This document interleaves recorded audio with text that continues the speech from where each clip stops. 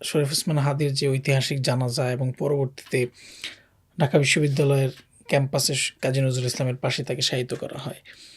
এখন পর্যন্ত দেখেন যে অসংখ্য মানুষ, মানে ২৪ ঘন্টার এমন একটা মিনিট সময় নেয় যেখানে একটা মানুষ এখানে জিয়ারত করছে না, দোয়া করছে না। এই যে ভালোবাসা, এই ভালোবাসাটা আপনি কিভাবে দেখেন আসলে?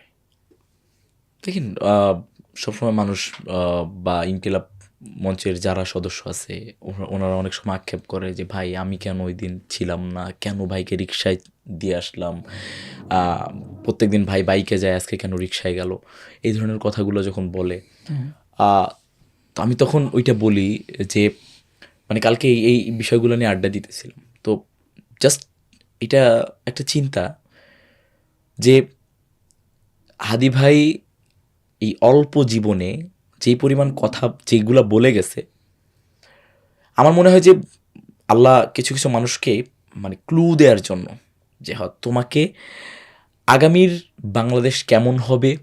আপনার শিক্ষা প্রতিষ্ঠানের ম্যানেজমেন্ট করে ফেলুন সম্পূর্ণ ডিজিটালাইজড। ব্যবহার করুন তালিমি ক্লাউড স্কুল বা মাদ্রাসা ম্যানেজমেন্ট সফটওয়্যার। সফটওয়্যারটি সম্পূর্ণ ফ্রি ট্রায়াল নিতে এখনই কিউআর কোড স্ক্যান করুন বা কমেন্টে দেওয়া লিঙ্কের ফর্মটি ফিল আপ করুন। আগামীর রাজনীতি কেমন হবে, আগামীর কালচার কেমন হবে, তুমি একটা মানে কালচারাল ফ্যাসিজমের এগেইনস্টে গিয়ে তুমি একটা বিপ্লব, কালচারাল রিভলিউশন তুমি কিভাবে নিয়ে আসবা, এই ক্লুগুলা জাস্ট দিয়ে গেছে। শহীদ শরীফ ওসমান হাদি একটা মহাকাব্য হয়ে থেকে গেছে। এবার এই মহাকাব্যটা কিভাবে আমরা মানে এই জেনারেশন কিভাবে ধরবে, এটা হচ্ছে তাদের ব্যাপার। আমি মানে এখন অনেকেই বলতে পারে যে হ্যাঁ, শরীফ ওসমান হাদি ভাই এই যে এই আবেগটা এই জন্যই সৃষ্টি হয়েছে। আমি এখনও বলি যে শহীদ শরীফ ওসমান হাদি ভাই যখন যদি ধরেন ঢাকা ৮ আসনে এমপি হয়ে গেল, কোনো না কোনো জনগণ মানে এই যে ক্ষমতার পাশে থাকা, এটা মানে একটা সময় গিয়ে মানুষের আবেগ কমে যায় ক্ষমতার পাশে থাকলে।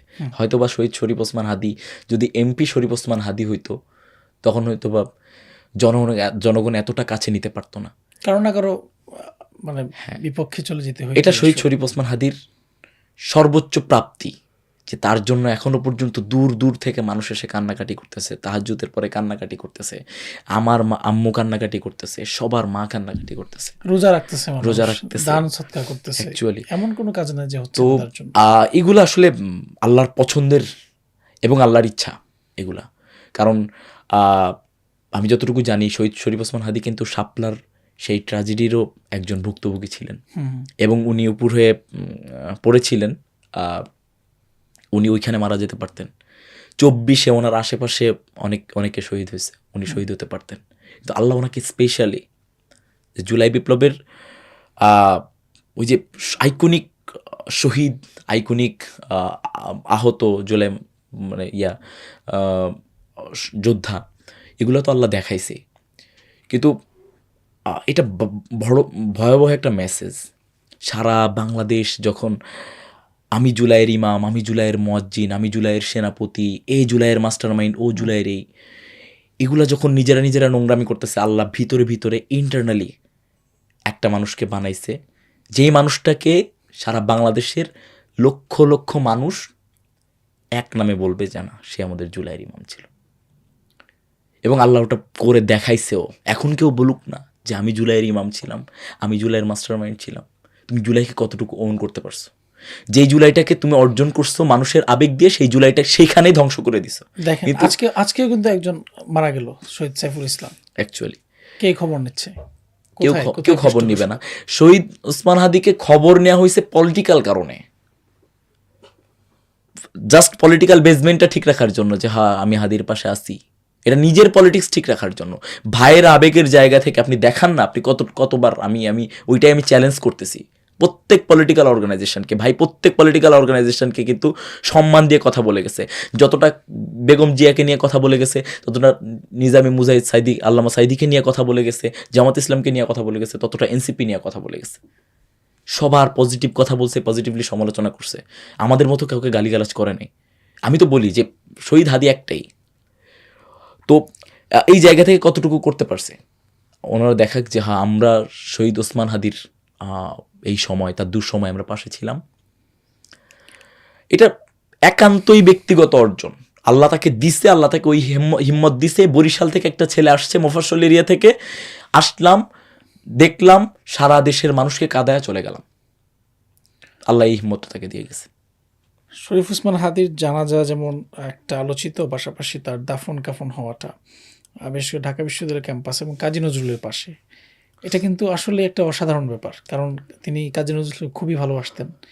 আমরা দেখেছি তার যে সেই বিখ্যাত বিদ্রোহী কবিতার যেই আবৃত্তি, সেটা তো সারা বিশ্বের মানুষের মন ছুঁয়ে গেছে।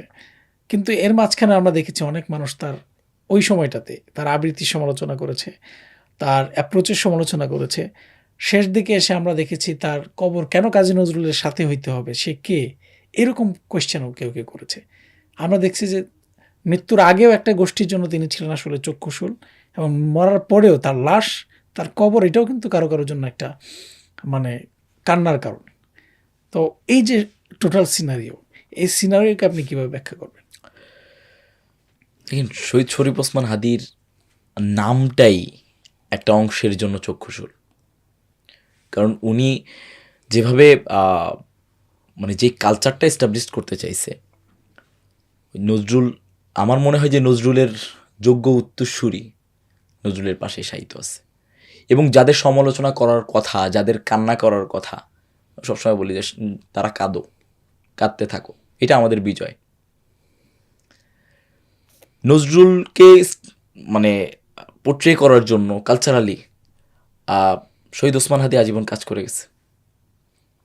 আমার মনে হয় না নজরুল একাডেমিতে যারা মানে দায়িত্বে আছে তারাও নজরুলকে নিয়ে এতটা ইম্প্যাক্ট ফেলতে পারছে যতটা শহীদ শরীফ ওসমান হাদি ফেলতে পারছে।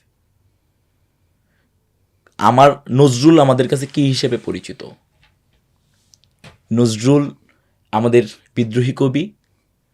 এর পাশাপাশি নজরুলের অনেকগুলা বিষয় আছে। আমরা যতটুকু জানি, নজরুল নির্বাচন করেছিল, নির্বাচনে পরাজিত হয়েছিল, সিনেমা বানাইছিল, সিনেমা ফ্লপ হয়েছে।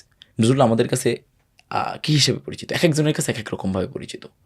আমাদের কাছে কালচারাল আইকন হিসেবে পরিচিত। তার সেই পুরাতন গানগুলো এখনো পর্যন্ত আমরা শুনতেছি। এখনো বিদ্রোহী কবিতাটা আমরা নতুনভাবে আমরা কালচারালি পোট্রে করতেছি। তারা একরকমভাবে, তারা নরম সুরে বিদ্রোহী কবিতাটাকে তারা একরকম বানানোর চেষ্টা করতেছে। শহীদ শরীফ ওসমান হাদি সেটাকে সেই তার মতো করেই পোট্রে করতেছে। মহাবিদ্রোহীর অনুক্লান্ত আমি সেই দিন হব শান্ত। এই ব্যাপারটাই যে আমি সবসময় বলি, নজরুলকে নিয়ে তারাও মানে করতেছে, তারা করতেছে ধ্বংস করার জন্য। যে নজরুলের ওই যে ইহুদিরা, মুসলিম একাংশের থেকে বেশি ইহুদিরা কোরআন পড়ে, কোরআনকে রিসার্চ করে। কেন? আমি কোরআনটাকে পড়ে কোরআনের ভিতরে ঢুকে মুসলিমদের ব্রেন ওয়াশ করব।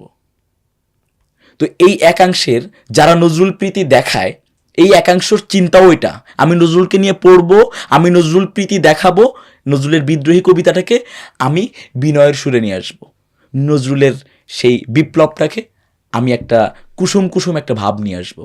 ওইটা আমার সফলতা। তাদের কাছে শহীদ শরীফ ওসমান হাদি তো চক্ষুশূল হবেই।